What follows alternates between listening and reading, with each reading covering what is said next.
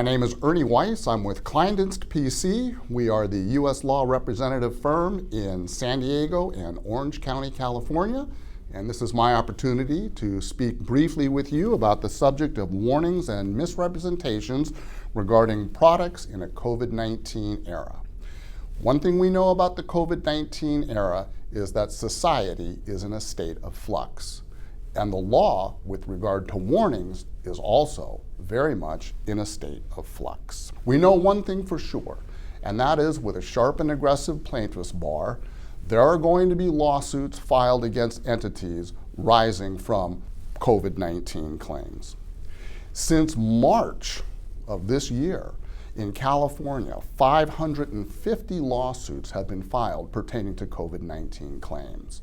The vast majority of them are breach of contract. There's a substantial amount of insurance claims, and there are also a substantial amount of employment claims. But what's interesting about the employment claims is the claim is not that the place of employment was unsafe. It's that the employer failed to give adequate warnings to employees about the safeness that it should have known about. And therein is the tie-in to strict product liability, because it's the warning that's exposing product manufacturers to.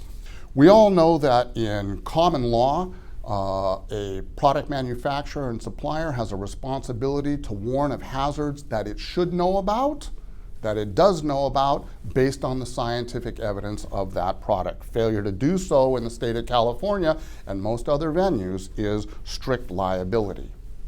What's interesting in the COVID flux period here are the immunities that the federal government, both legislatively and in the agencies, are offering to product manufacturers and suppliers for products that are qualified products used to fight COVID-19.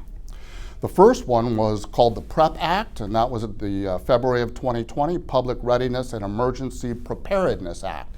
And it's very interesting to take a look at the long list of specified immunities for product manufacturers in that law.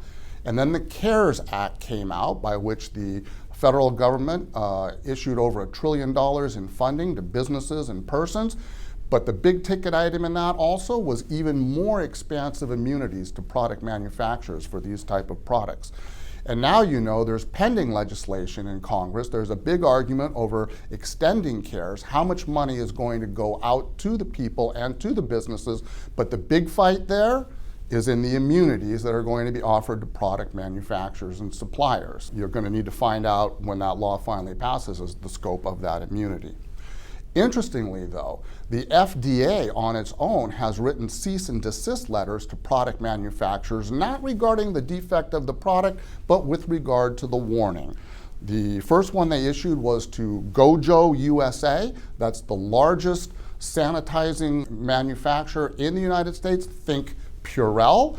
And the cease and desist related not to the product, but to the warnings, and that is to the claims that were made that that product would do, but it was found to be that it couldn't do. And no surprise, Gojo was hit with a class action lawsuit immediately thereafter, and now a multi-district litigation in federal court. And the FDA has also issued similar cease and desist letters to other manufacturers of COVID-19 products, and you can expect to see the same. The only thing I can say in terms of defense strategy is to stick with the common law, be sure that the warnings are up to snuff and based solely on science and data, no puffing scientifically as to what the product can and cannot do. You'll leave yourself exposed. Even if you have an immunity for the product, you won't have an immunity for the warning.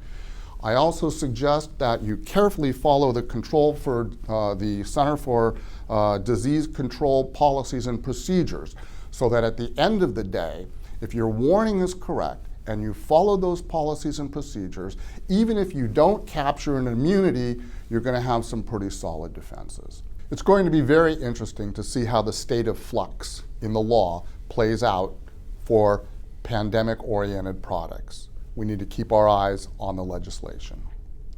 If we can answer any questions for you, again, Ernest PC, 714-542-1800. Thank you.